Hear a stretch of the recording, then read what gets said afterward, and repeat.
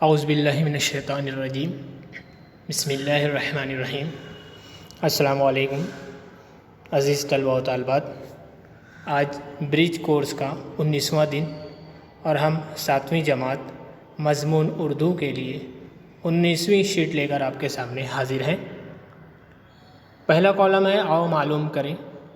उस्ताद या सरपरस्त की मदद से इक़्तिबास समझना और उस पर मुनहसर पूछे गए सवालात के जवाबात बोलना और लिखना।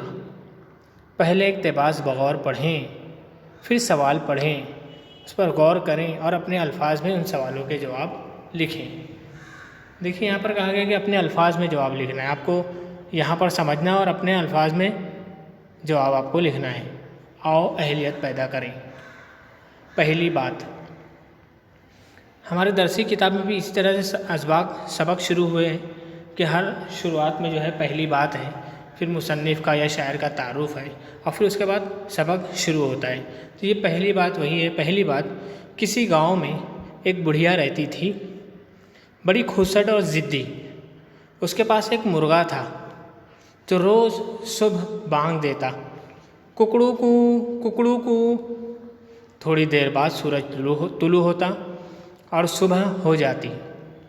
बुढ़िया सोचती कि सूरज तो मेरे मुर्गे की बांग देने से निकलता है, अगर मैं इसको गांव से बाहर लेकर चली जाऊं तो सूरज कैसे निकलेगा। उसने गांव वालों से कहा, मैं अपने मुर्गे को लेकर जा रही हूं, जब ये बांग नहीं देगा तो सूरज नहीं निकलेगा, तब तुम लोग मेरी कद्र करोगे। बुढ़िया मुर्गे को लेकर पास की पहाड़ी पर चली गई। रात गुजर गई और सुबह वक्त पर सूरज तुलू हुआ।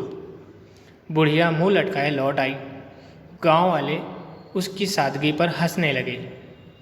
सोच कर बताइए कि मुर्गे की बांग देने से और सूरज के तुलू होने में क्या ताल्लुक़ है। यह आपको खुद से सोचना है, किसी से पूछना है और उसका जवाब जहन में रखना है। आओ मश्क करें।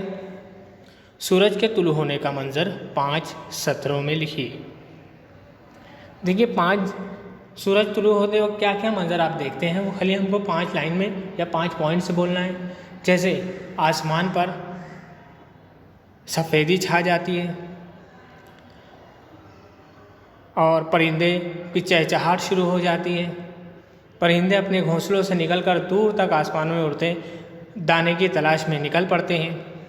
खेतों में किसान अपने काम के लिए हल लेकर चल निकलते हैं। मज़दूर अपने काम के लिए निकलने लगते हैं। इबादत गाहों से पुरसुकून आवाज़ें आने लगती हैं। मस्जिदों से अज़ानों की आवाज़, मंदिरों से घंटे की आवाज़, इसी तरह से हर इबादत गाह से उनकी मखसूस आवाज़ आती है जो दिल को भली मालूम होती है। इस तरह से हम और भी कई जुमले कह सकते हैं। आओ तख़य्युलाती बने। सूरज को खुर्शीद कहते हैं, आपको पता होगा। झेल के लफ्ज़ को और क्या कहते हैं लिखिए। जैसे चाँद को कमर भी कहते हैं, रात को शब कहते हैं, बाप को वालिद कहते हैं, खुदा को रब या परवरदिगार कहते हैं, आसमान को फलक कहते हैं। इस तरह से ये शीट यहाँ मुकम्मल हुई और इन तमाम चीज़ को आप नोट करेंगे। अपनी कॉपी में रोज़ाना का पेज आप लिखेंगे।